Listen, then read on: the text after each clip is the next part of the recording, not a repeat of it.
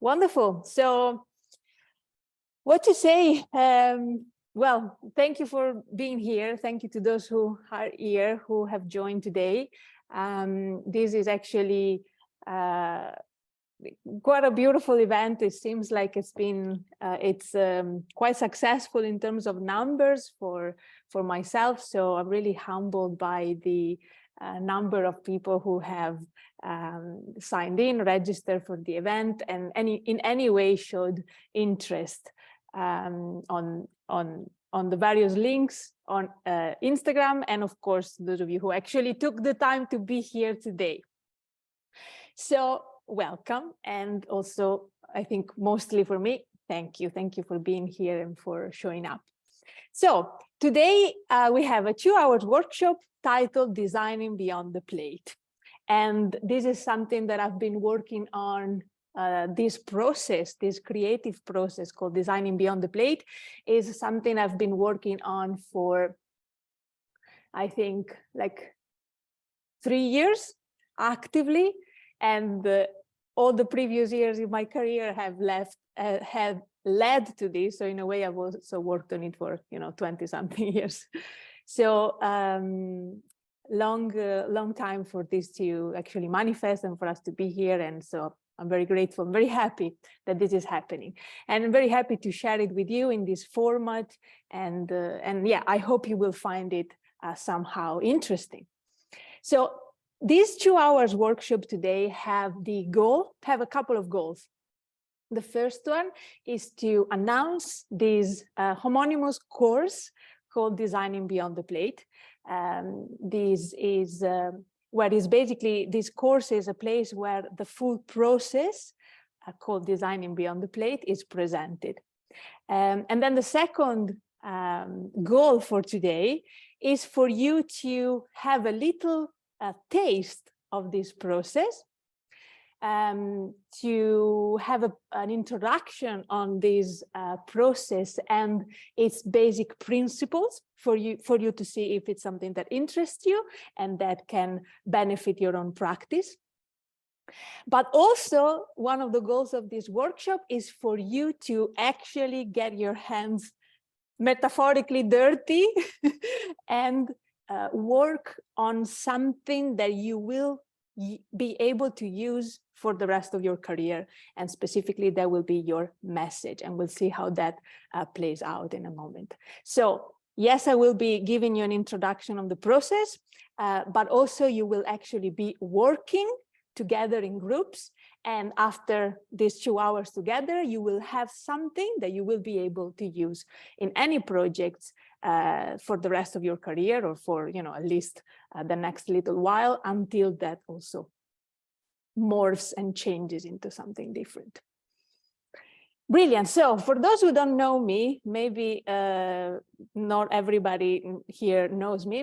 Maybe you have come across this workshop from some side networks of people knowing each other, etc. So you might not know me. I'm Dr. Francesca Zampollo, and I have dedicated my entire basically career to the field of food design. I have been interested in this discipline specifically from the perspective of design theory, and even more specifically, creativity and the creative process. So what has always interested me from as a teacher, as a consultant, as a researcher, is how do food designers design? How do food designers, instead of other type of designers, go through their own creative process, and what can I do to help?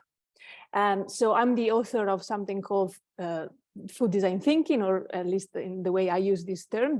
It's used in various ways, but I've created this food design thinking methodology. That's what I've been interested in, and as part of my career, I've been teaching in higher education for a few years. I've been a consultant. I'm an author of a few different books, all on food design, that you can find on Amazon. If you go to my website, which you can see here at the bottom, you'll find all of them. And at the moment, I'm the founder and chief of inspiration at the Online School of Food Design. And with me here today is my partner in crime, Josh Ansipi, who is director and head of vibes at the Online School of Food Design, besides being an architect, an eating designer, and the founder of Sugar and Space, and a whole lot of other wonderful things. So together we run the Online School of Food Design, which is the platform where designing beyond the plate as a course is delivered to you. So hopefully that makes sense. That is enough of a portrait on who I am and why I am speaking to you today. So let's get straight into the topic of today. Food experiences don't end at the edge of the plate. This is actually from an Instagram post we had recently. You might have seen it on our Instagram page, because that's really the message. For most of us, for most people who have been operating within the food design discipline for a while, this is a given. It's a common knowledge, common sense even. But not so much when it comes to actually designing for food that doesn't end at the edge of the plate. So what do we mean by food doesn't end at the edge of the plate? They continue beyond the plate, so hence the term designing beyond the plate. When designing for the food experience, we know we are designing for more than the food itself, because experiences happen all the time, and we experience everything around us all the time in any moment. Right now, you are experiencing my voice, the chair on which you're sitting, the light in your room, the laptop or screen, wherever you're seeing this. Maybe there's somebody drinking a coffee, you're experiencing the smell of coffee. And when we are having a food experience or an eating experience, we are experiencing everything around us, whether consciously or subconsciously. So we should be aware of that, and we should design for that. So beyond food, we go towards vessels and eating utensils. We also go to designing the tables and the chair on which the eating experience is happening. And also then we go into the space of this food or eating experience, which is about light, music, the general atmosphere, and anything that has to do with the space. So this is what we mean when we say designing beyond the plate. But even though to some of us this might seem, again, a given, like, of course, yes, I know. What interests me as a human being, where I think I bring my contribution, my creative contribution to this field, is answering the question, yes, fine, but how do I do that? How can I design beyond the plate? The answer to this question is designing beyond the plate, is this process that I've been putting together and that I'll tell you about. So, this is a plate, right? We all know that. But also this is a plate. Somehow, at some point, it became a plate in high-end restaurants. And maybe, thousands of years ago, it was a plate for everybody every day. Who knows? Things go back in style. This is a plate, right? But at this point, we start seeing that maybe the word plate is not the most accurate, and we might need to start talking about other, or we might need to start using other words for it. That's why I propose the word vessel. So more than a plate, this is a vessel where food is presented. This is a plate, better yet, a vessel. So this is a project of designers who have been interested in capturing and maintaining people stories of food. So they have recorded with audio files the stories of people, food stories of people, and then they found a way to engrave these audio clip, this audio recording, into the outer surface of vessels, in this case cups, and they designed a record player that is actually able to play these cups. So you play the cup and the food story comes out. So we start seeing how the concept of a white plate is now we have gone way beyond the concept of a white plate, right? So another example, this is Mariah Vogelsang putting food on a wall, and many other people then have followed these trends of putting food on the wall, but you see that we are even going outside of the table itself, and we're starting to put food literally around the space where the eating experience happens. So again, this is just one example, there's many like this. Pinch Food Design has put food hanging on umbrellas, and you have the service staff, instead of walking around with a tray, they're working around with an umbrella. So you see how food goes beyond what we are used to call plates. And therefore also the interaction with service staff changes. Then we have this thing that I've seen recently, thanks to Josh and Sipi, who pointed it out to me on Instagram. Here, another example of how food is going beyond the plate, that we might like these kind of things or not, we might find it functional or not, but again, just an example of how food is going beyond the plate. And then we have Queen of Eating Design, Mariah Vogelsang, who with her Christmas dinner is highlighting how food goes beyond the plate to the actual, or let's say, designing the experience of food goes beyond the plate itself and to the table. For those of you who don't know this, and again, it's a Christmas dinner. So for Mariah, Christmas was about, she wanted to portray the concept of being all equal and sharing. Christmas is about sharing food. So she designed this tablecloth that goes from the ceiling to the table, back to the ceiling again, with these cuts. People will put their heads and their hands in it. And this tablecloth then would cover people's clothes and in a way jewelry as well. Created that sense of being all equal. And then the food itself, on one side of the table, the dish was Parma ham, but on one side of the table, people had 2 halves with Parma ham and melon, sorry, is the dish. And then on the other side of the table, people had 2 halves with melon. So they literally had to exchange half of their plate for all of them, for each one of them to have the entire dish, Parma ham and melon. So that is an idea of how designing the experience of food also goes beyond the food, beyond the plate, and beyond the table setting as well.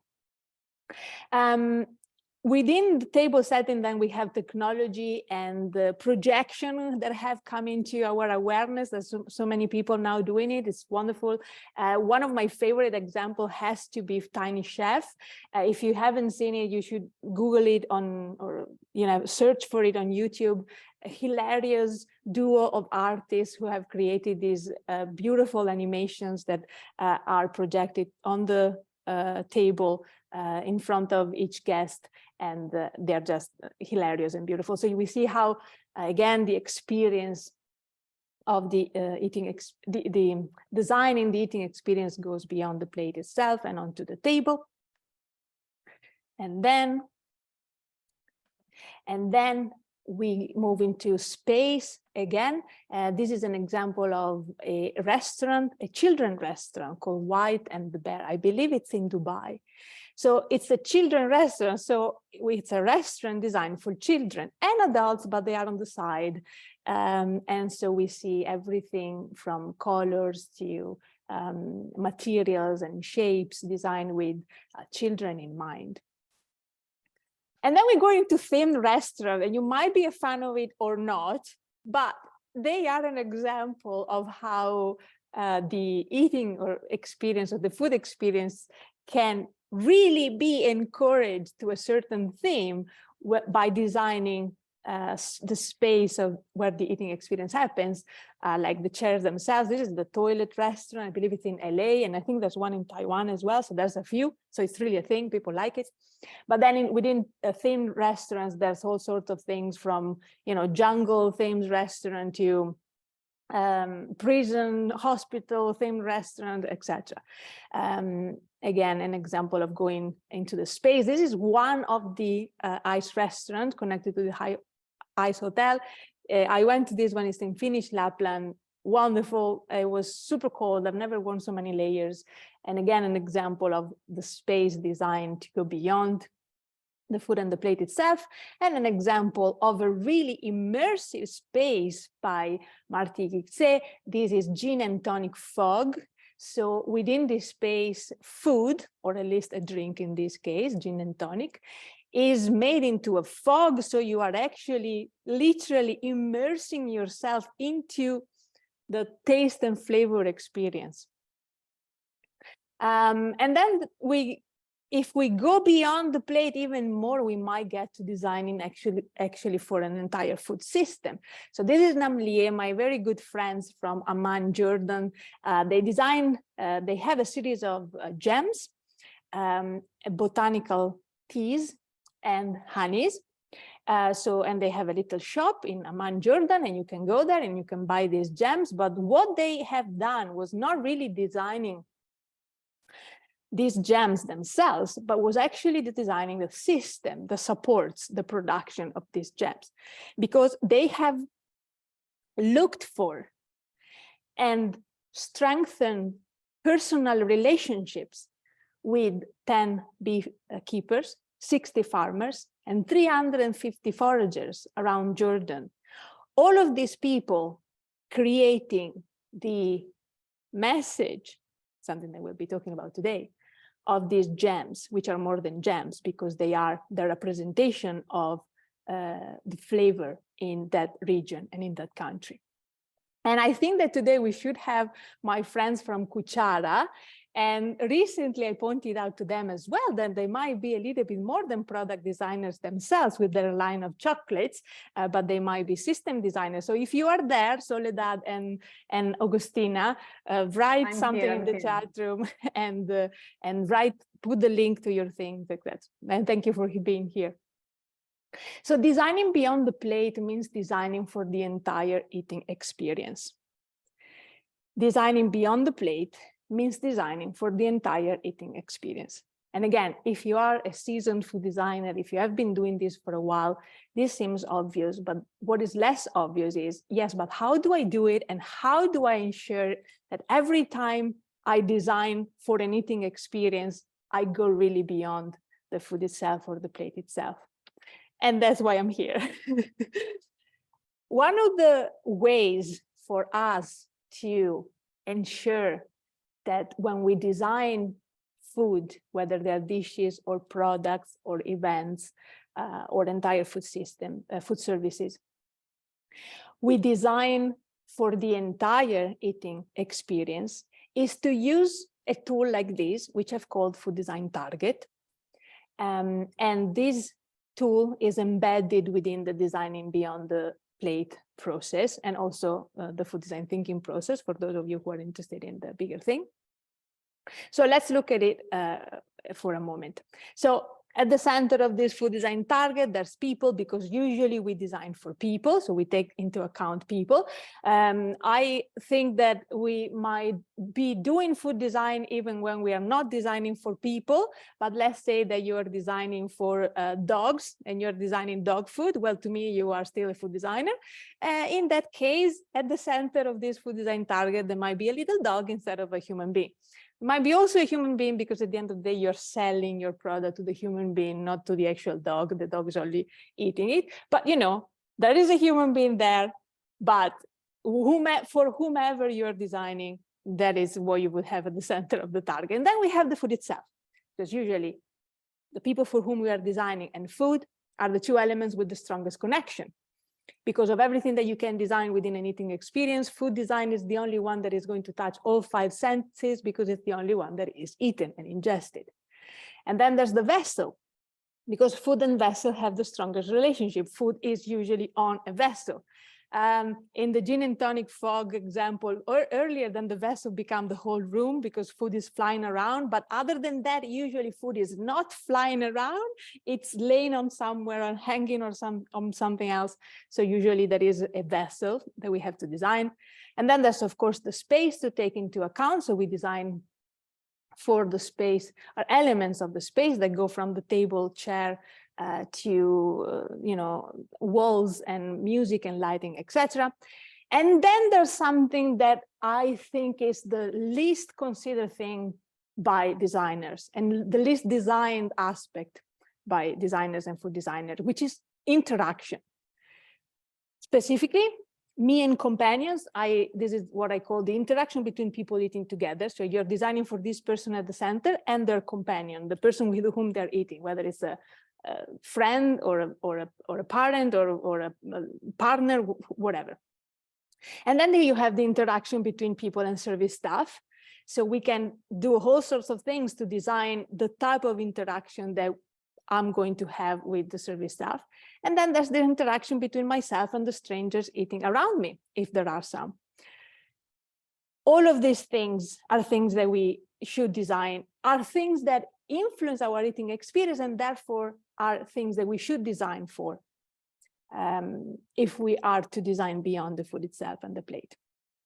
Forgot, yes, this is service staff and then interaction with other people eating around. But here is one of the two keywords for today, or actually the second keywords, or the second, let's say, principle that I want to present to you. One is this food design target, this little tool that we can use to design beyond the plate. And this is something that is embedded within designing beyond the plate process. But then the second thing that I want to give you today that is present in this process is that in order to design beyond the plate, we should design for cohesiveness between all elements of the eating experience. And this is something that is often ignored. It's something that the food designers get there a little bit and then they don't go as far as they could. Examples. So to design for cohesiveness between all the all the elements of the eating experiences, it means that all of the elements that you see here should be designed so that they make sense with one another, and so that they all say the same thing, so that I immerse myself in an experience where everything around me is cohesive. This means, this is what doesn't happen very often, that my food should say the same thing as lighting or music or my chair. And it means that the table should say the same thing as my utensils. And it means that the vessel should say the same thing as the type of interaction that I have with others. So you want to create an experience where every stimuli, every stimulus, every input that people have say the same thing, is coherent and cohesive. So examples. Heston Blumenthal has designed this edible wallpaper. Actually, has the wallpaper itself is not edible, but he designed starters for a meal that he designed into a powder consistency, and then applied these recipes to a wallpaper using edible glue. And so instead of being served your starter on the table, the service staff tells you the starter is served on the wall. So you look around at these walls that were there all along, and you realize that you have to stand up and go to them and start licking this wallpaper. So this is an example of food that is designed in perfect cohesiveness with the vessel itself, the wallpaper, not a plate anymore. But it's also an example of space designed in perfect cohesiveness for the interaction with other strangers eating around you. Because the element of the space is the wallpaper on the walls of the room that create an atmosphere and a type of interaction between me and other people that I didn't know before. Well, all of a sudden we are all licking a wallpaper that is very specific and very and designed with a certain cohesiveness.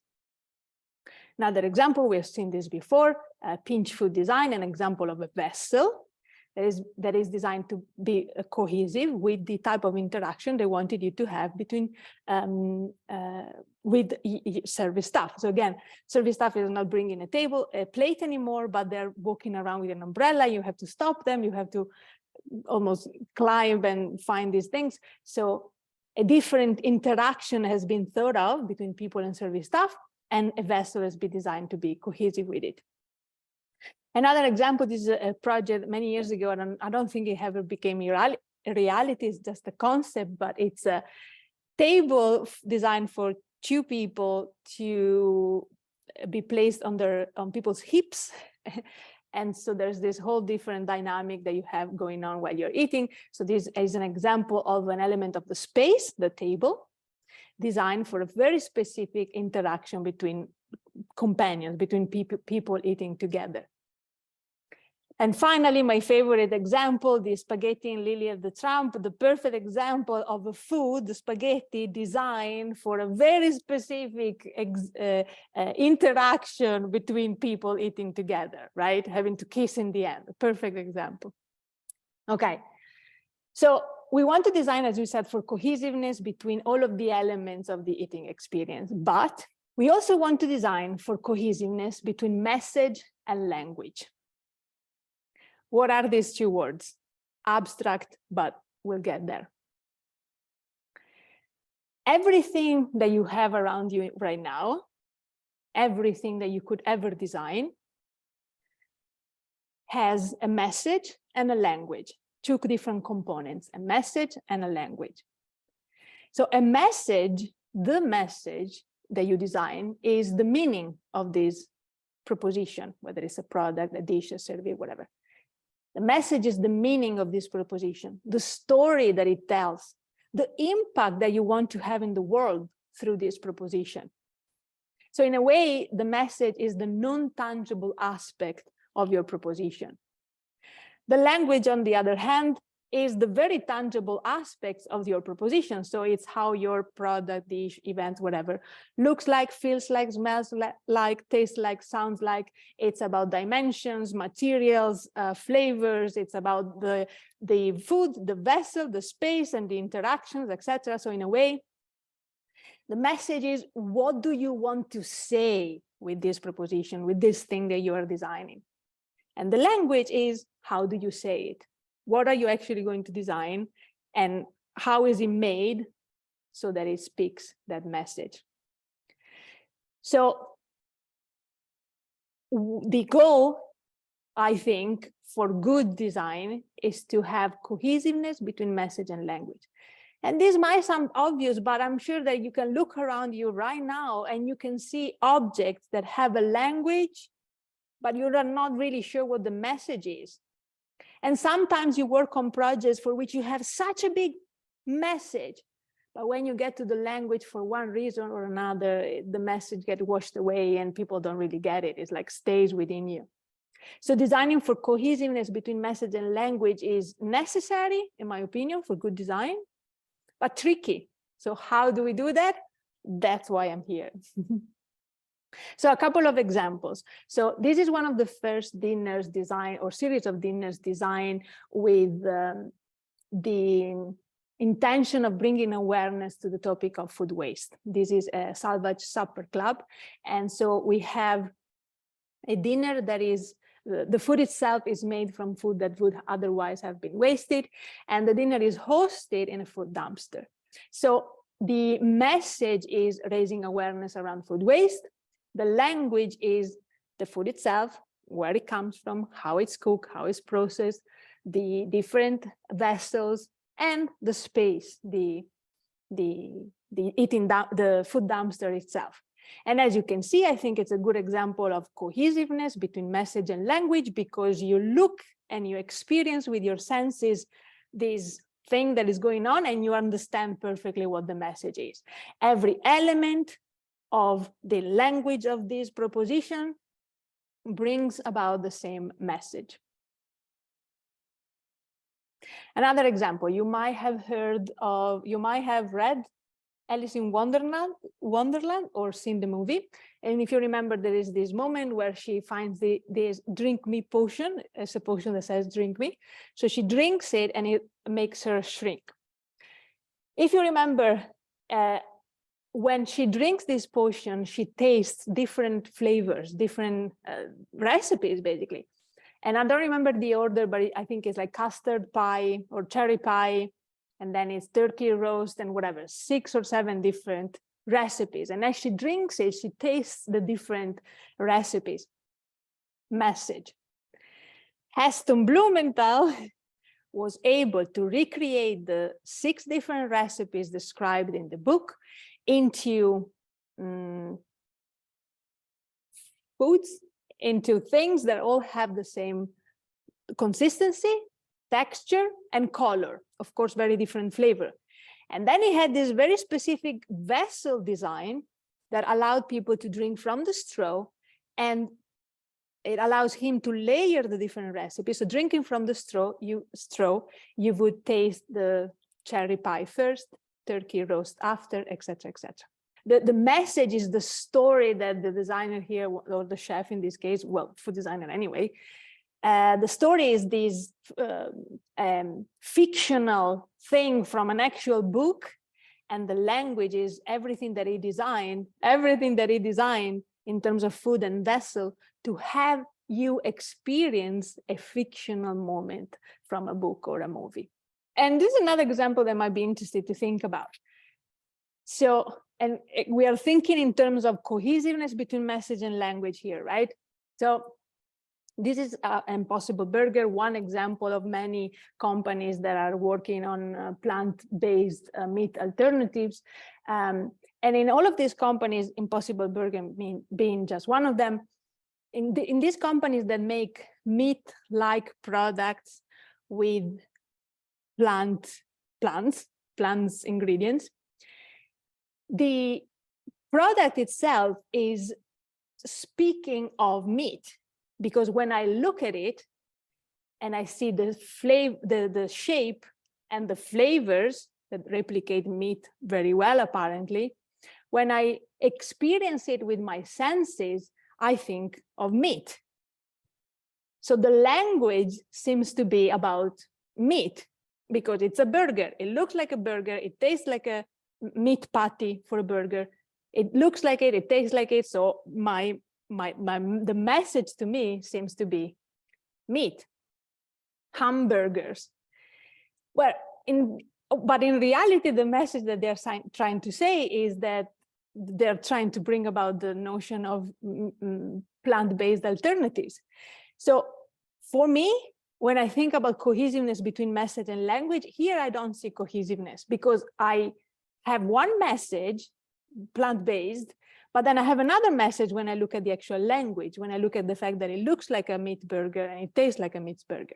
So food for thought. You don't have to agree with me, but food for thought about cohesiveness between message and language. What is it that you're trying to say and how do you say it?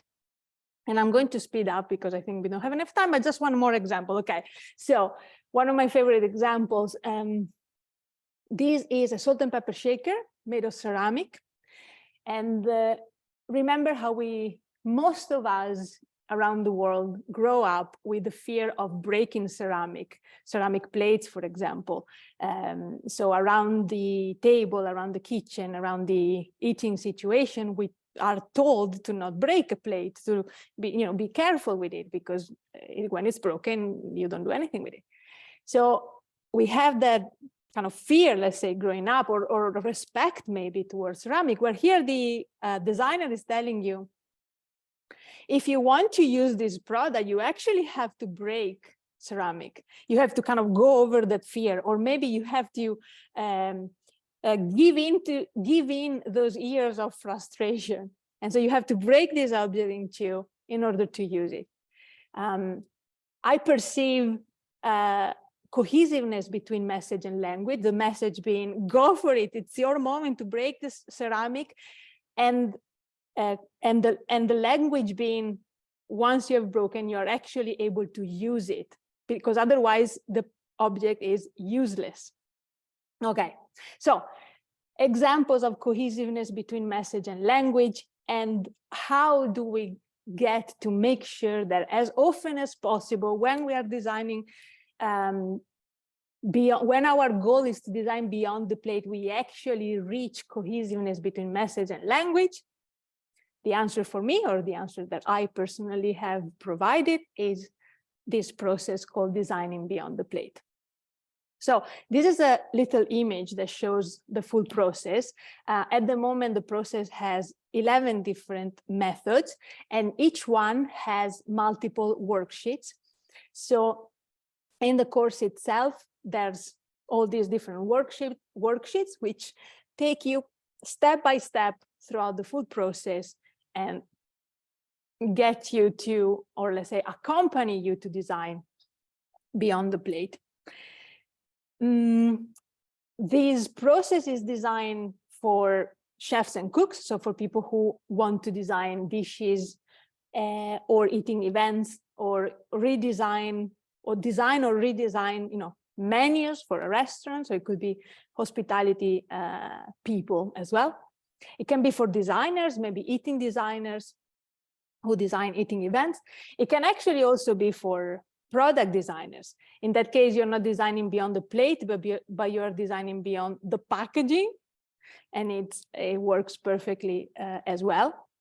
And for all food lovers, because it might be for people who are interested in entertaining people at home and just want to design dinners that have cohesiveness around all of their elements.